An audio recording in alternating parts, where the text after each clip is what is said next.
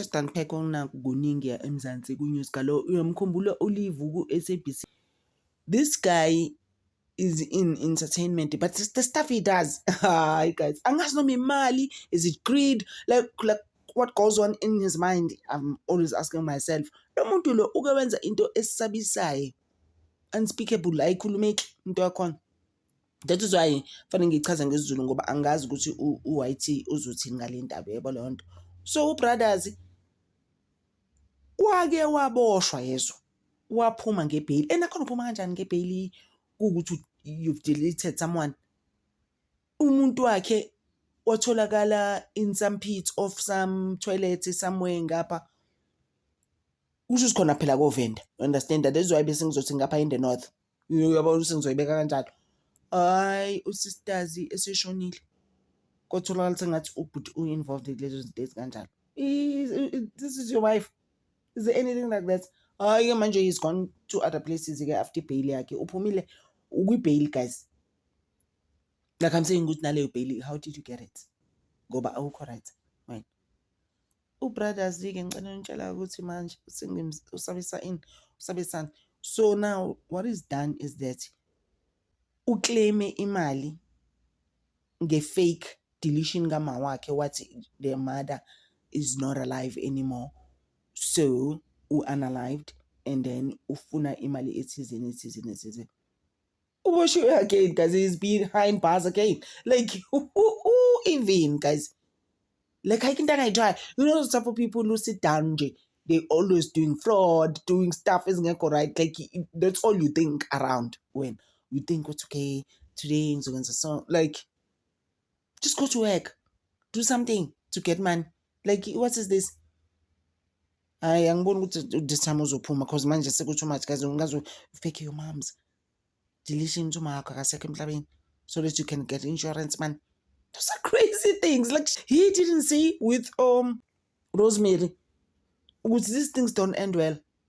No, Sia Kamela, you remember the police woman, her case is actually coming back. I've also been doing it here. If it's Go News Galo. Oh, you don't know those things? They don't end well.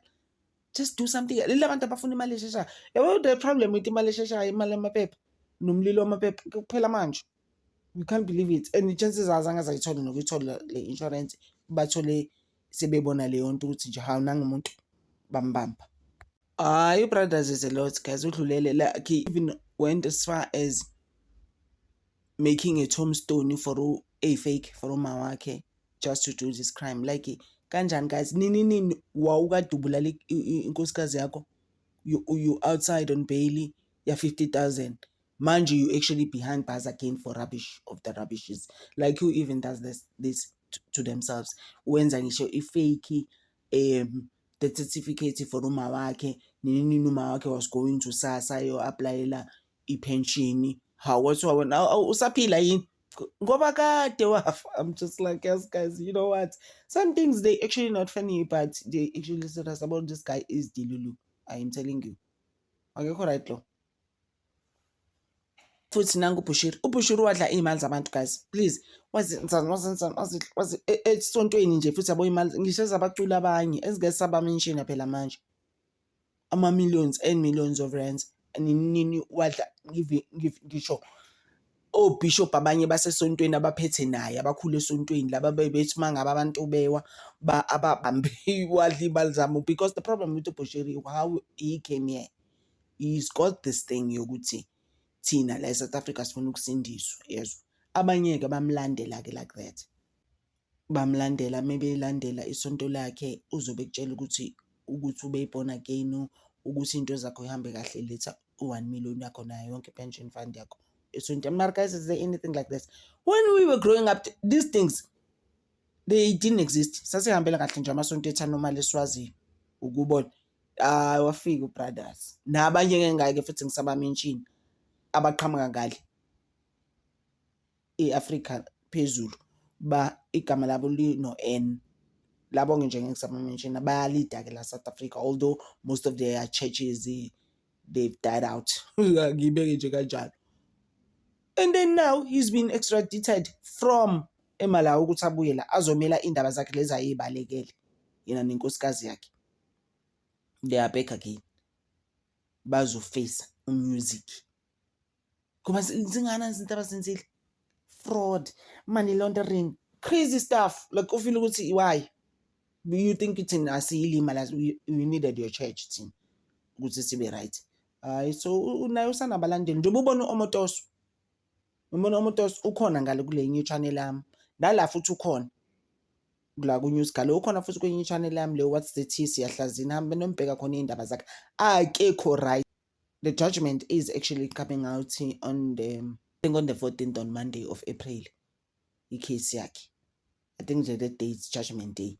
It's been 6-7 years esejele lo baba okhohlakele ngalendlela le beyond me. Isikhathi sifikile. Yambona naye wafika ngesonto futhi la. Bofika ngamasonto. Abantu abanye ayiseba brainwashile bala South Africa basebemile ngaphandle esontweni lakhe. It's our pastor bonke abantu abamenze izinto nabasho izinto nabambophisayo bayojeza esihogweni. Guys, like what kufanele ngijeza esihogweni for umuntu that I see right through. Ukuthi kanjani? Phela some people ababesonta khona esonto la uMotoso they so right through him. Ukuthi lo ngeke isigebengu and ungakhohlwa ukuthi abanye wayebenza izinto especially teenagers. Ngeke simention izinto ezenza sisabisa. Crazy stuff ubaba ukhohlakele kangaka ebonisa ingane into yakhe. How filthy is that, guys? Ufika nini lapho as ubaba khohlakale kanje. And then uthathe futhi amantombazana la South Africa and abantu bebethe those two ladies that you see with him in court must be arrested as well. Uthathe abanye amantombazana la South Africa, use them to lure these children to your house. Crazy things. Simiya lapho, guys. Ngiyanibonga guys kakhulu for supporting me and the love you have shown me. I appreciate you so much. Ngithanda over. Thank you.